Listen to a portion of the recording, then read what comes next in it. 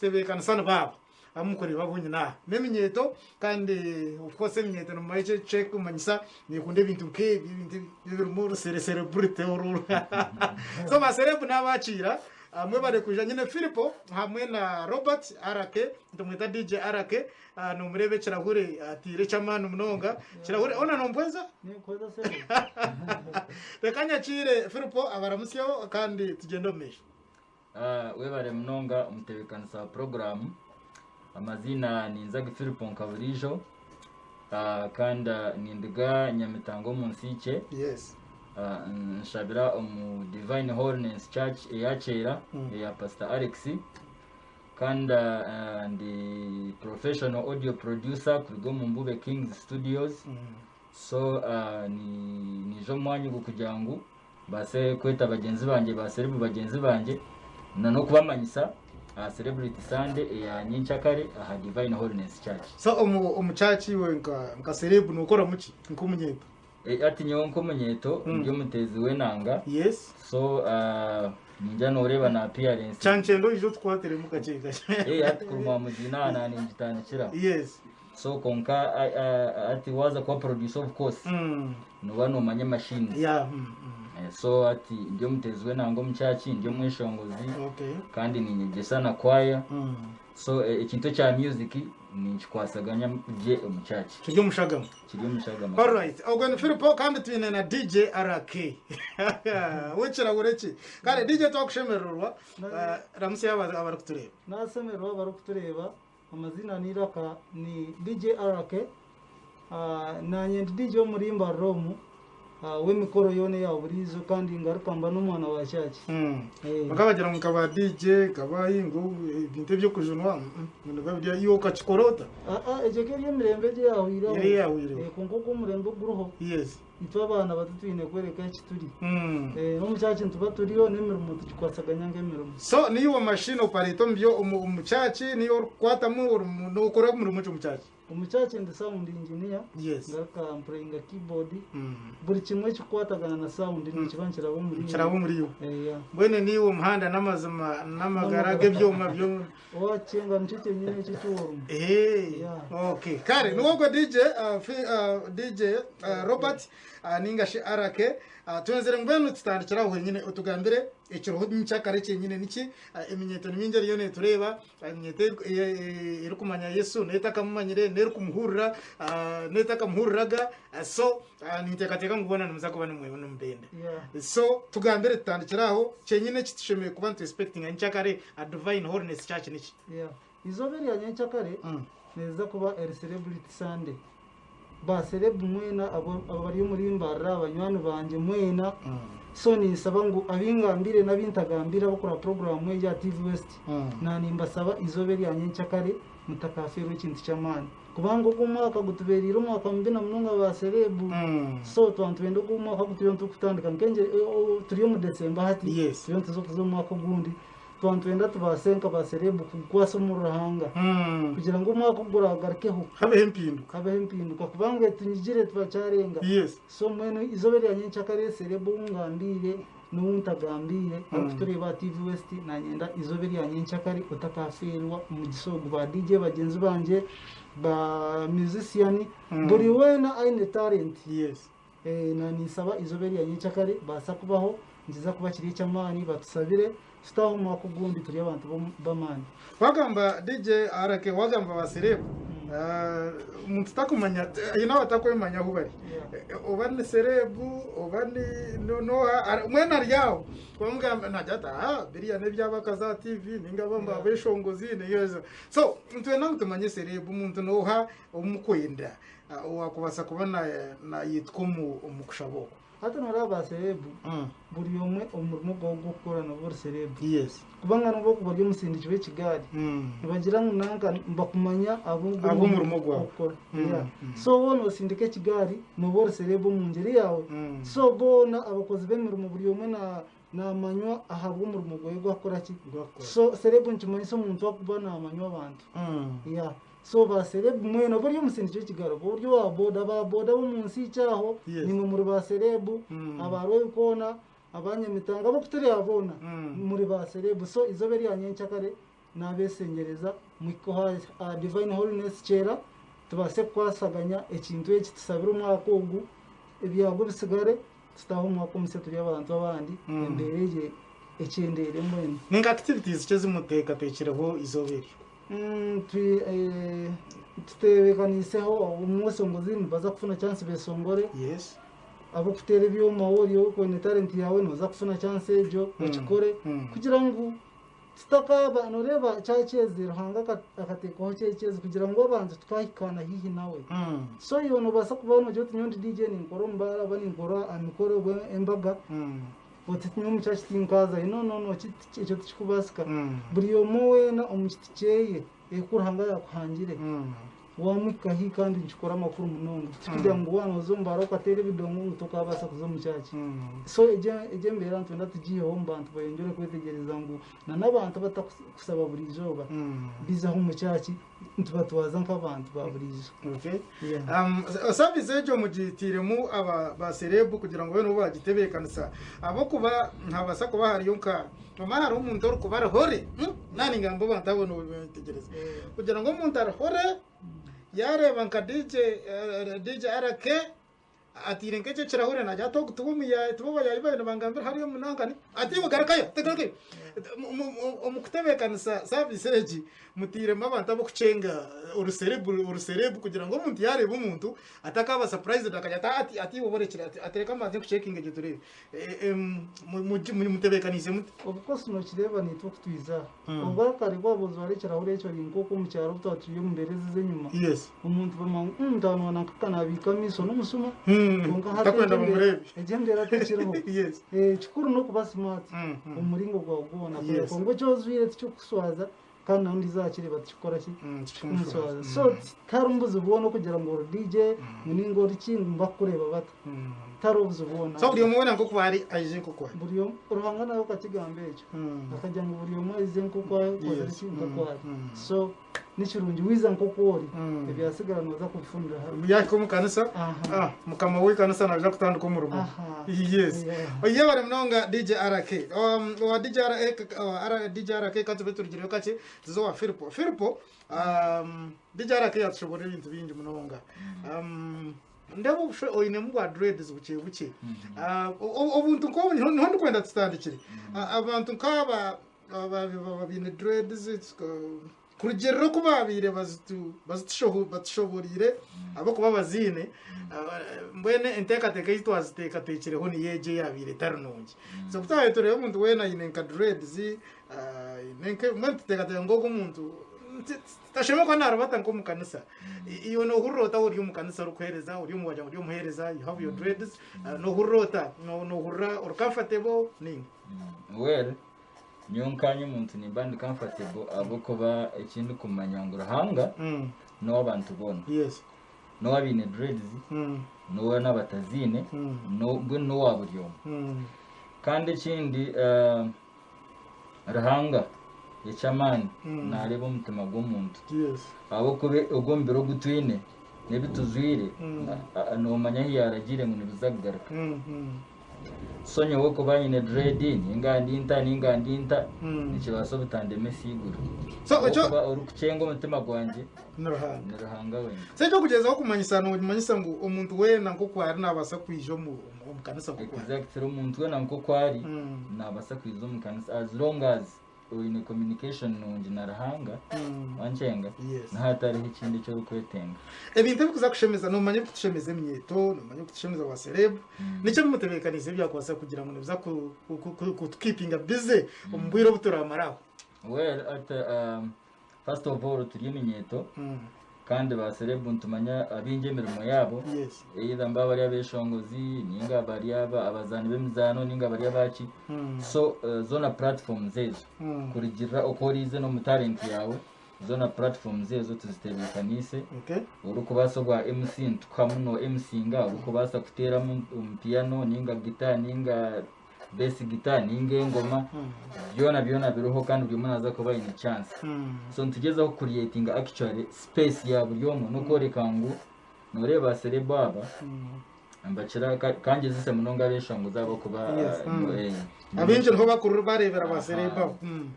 nabakira kufuna gigs ninga butweta uburumo mu weekend hatoshanga baburwa time munonga iyo kuzo mu church. Yes. So nicho ngujana hati the celebrity Sunday at least ne creating aho akakire koro mazuru mwezi ninga mezi abiri ninga ubiro bukwingana ki atege celebrity Sunday yefereza actually nicho tukugeta celebrity Sunday kugira ngo naniyo mwishongozo bire no cyakufuna mirimo mu weekend naki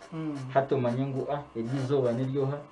niryawo niyo kwesi ya ruhanga uko buri kimwe cyona church tar mu mukama nono yebiha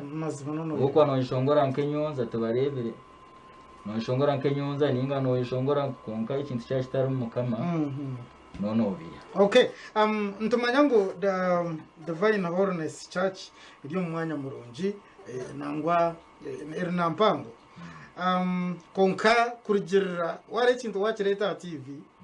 nchibanje manyisa ngo wayeta tu wayeta mbarra yonka no wayeta by the way you are not calling on mbarra celebrities muri yo mweta n'abantu ngamo abakabare abankai so by the way abarukuture mutaga ngo these people are on betaba abambarra bo ka celebu no ntwakira celebu zibona mwina hente bekanisa yo nayo kugira ngo in case kucakubaho abantu ababa bingi bekenda kushaga nko mu kanisa ukoze ni impango ni impango konka ni impango abantu basa kushaka mukurigirira inamba y'itiriyo ntweta mwina hente bekanisa yo nayo kugira ngo mbasa kurenga abantu ababona aho kwashitamisa kandi bakora social distancing ntebe kanisa roho yabo kuba twine plan first of all church yitu nebasa kuba ni shitamisa abantu mukakaga ninge nkumita. Yes. So at least then tunente bekana sendizo kugira ngo abantu bayiza kubanka bingi funa honka tensi ahero then post social distance ukuboyine mask yawe no kusanitizinga buri kimwe amizinga hariya wa temperature gane na abajine ukandika abantu abija buri kimwe cyona SOP zona za kubaza. Okay, turukwegendera kwendera natunda tumanye direction umuntu yako muri imbar tatwire muri imbar ninga inabatwire mucera ngo nyamutanga mucera tuba kujimanya konkati nahura cera nyamutanga hashini torago ferze direction nunje munonga umuntu kwari kubasa kwika kanisa ya Divine Holiness. Well ninja direction kanyi tanshiro mutawuni wa komutawuni yambarra wa bawine moto kuba watemba pichi washuma warenga hirwaro washuma wahetera ahapaka mega ninga hariya amerehiri achikonecho. Yes. Then wagaruka chechazi sinjiro mbona yes. Then wahika ahori innocent irirwaro ry'abana ari kindi cyanda ekikwambuka cha rugar rwisingiro cyayambuka umusente yabakweta umunsi. Yes. Then wahika umunsi aho wa wateganisibwa nubuza aho munsi cye buri mu cyaci najimanya wakota burize iki cyande cyo munsi cye no shuma wako munsi cye no gumuza mo shuma cyande. Yes. Konka kiba kiri kirungi wako munsi cye obuze ati Divine Holiness Church erinkahe ninga church ya Pastor Alex erinkahe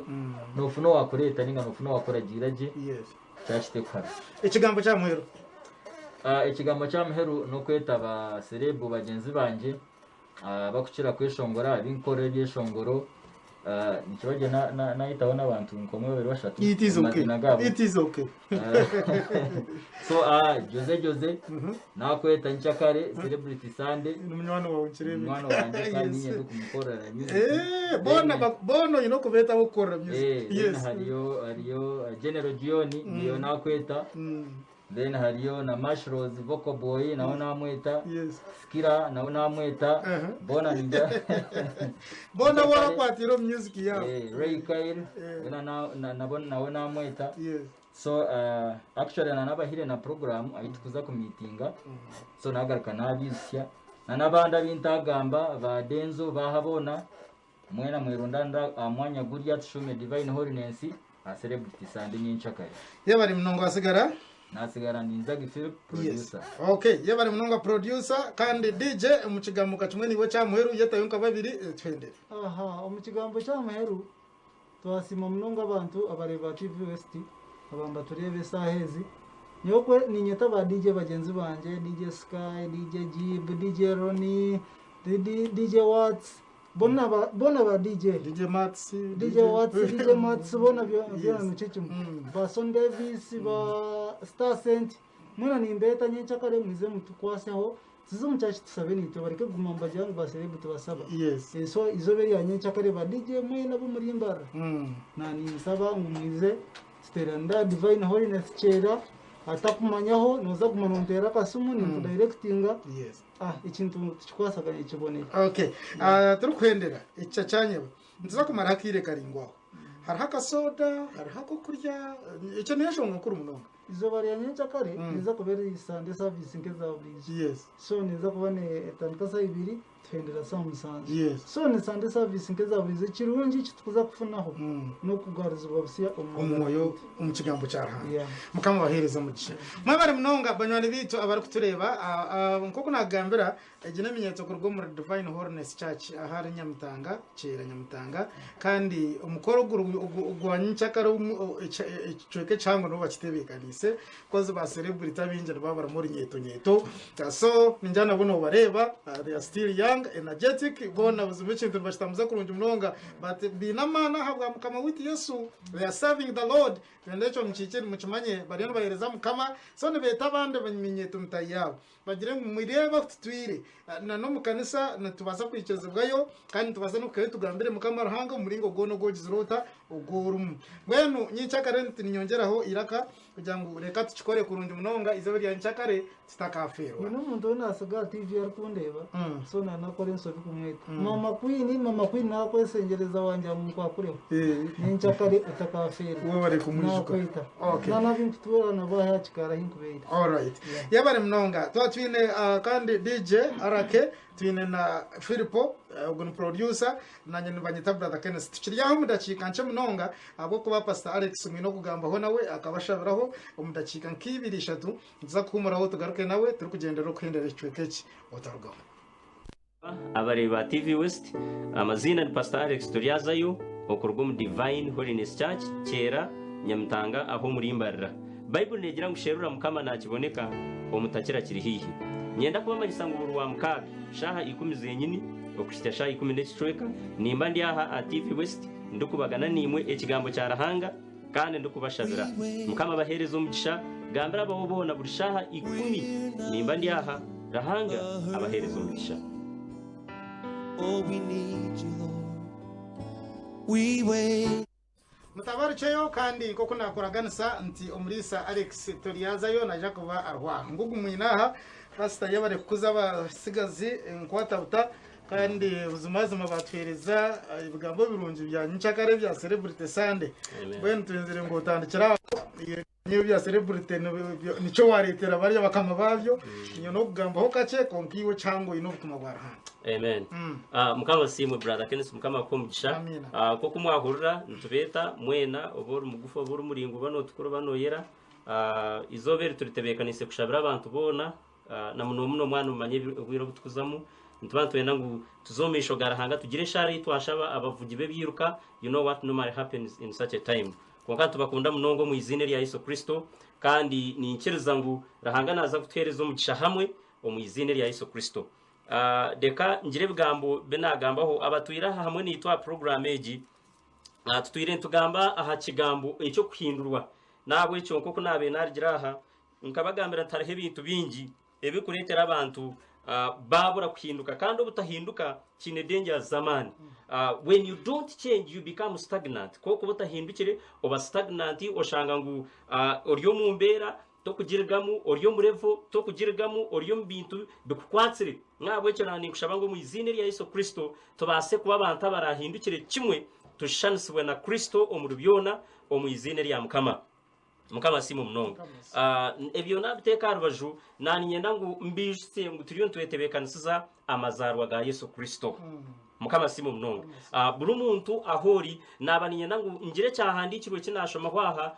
then banyuma nkushabire omu izine rya Yesu Kristo nimukimanya kurunyingu Yesu Kristo akatubero rutindo nabantagira mu details you know what happened nimukimanya ngo all sinned and fall short of the glory of the Lord abantu bona bakashisha bargamu tugwamagara twatanisibwa na rukundo yarahanga abantu ababiri bamanyarahanga twamwecwa abwishungu umuntu akashisha abantu barahanga twatanisibwa nabo. There was no total relationship between man and God. Mukama simu mnonga. So Bible ne tugambira ngo bona kubashire rahanga yakunda abantu be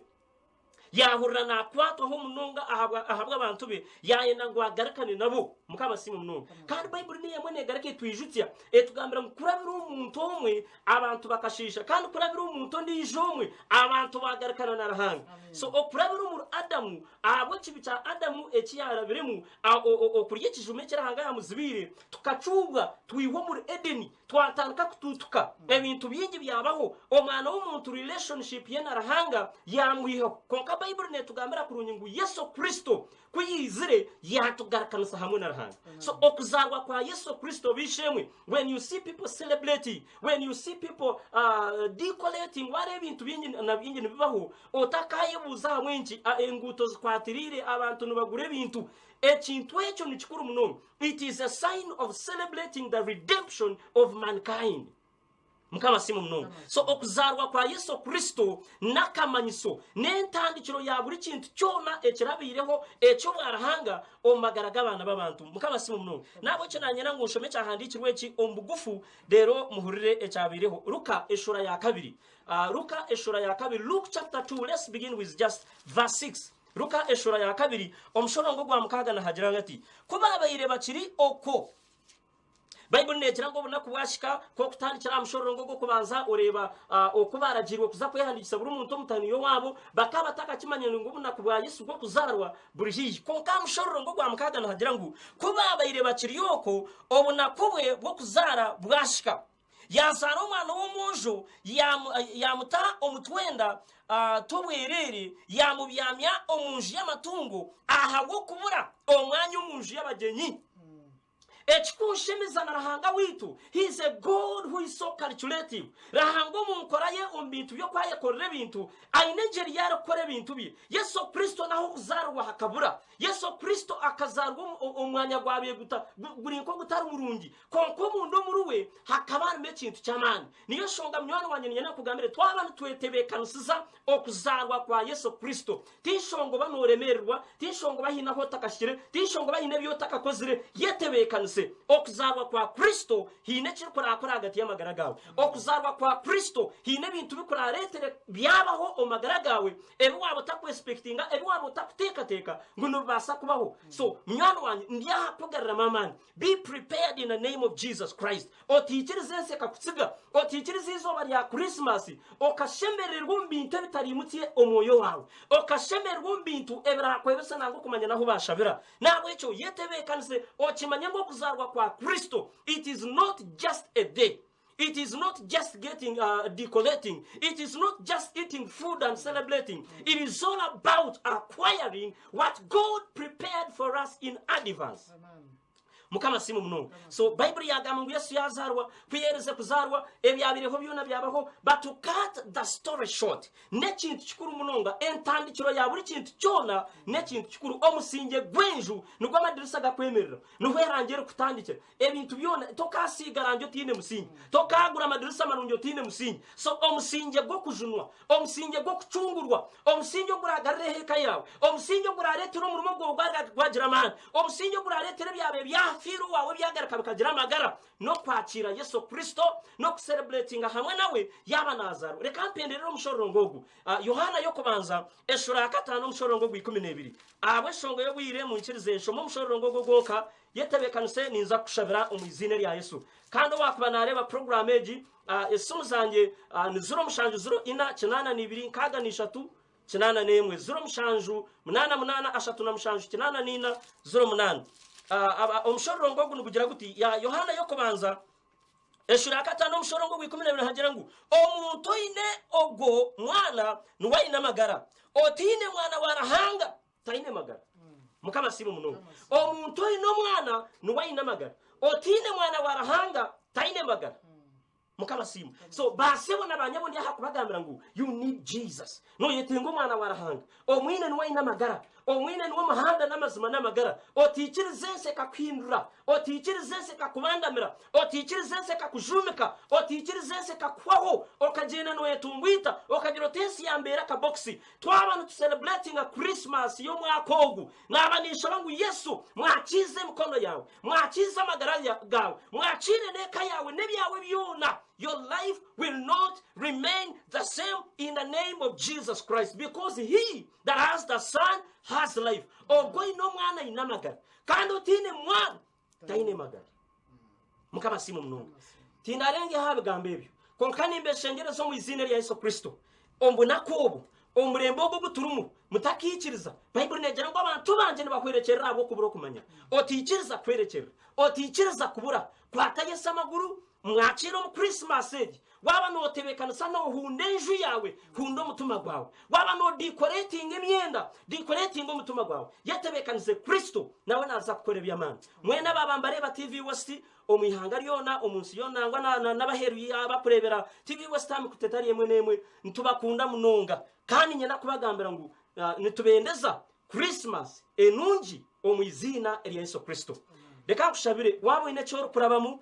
oyino busasi oyine ndwara hine bikuteganisa hine bikurazo tagwejegire reka tushabe shareji omwizine rya Yesu Kristo tatari kirabono mahanyi wigurunesi nyenda kusima abo mushijogo no mcharo nyenda kusima abo munyetogo oyine mbera yariyo narabamu oyine bintu byariyo nafukana nindebo go mukamaro kushasho kuju naye buzo kujo karamuki nahure bintu bikutamuriramu. I command healing in the name of Jesus Christ. I command that person be set free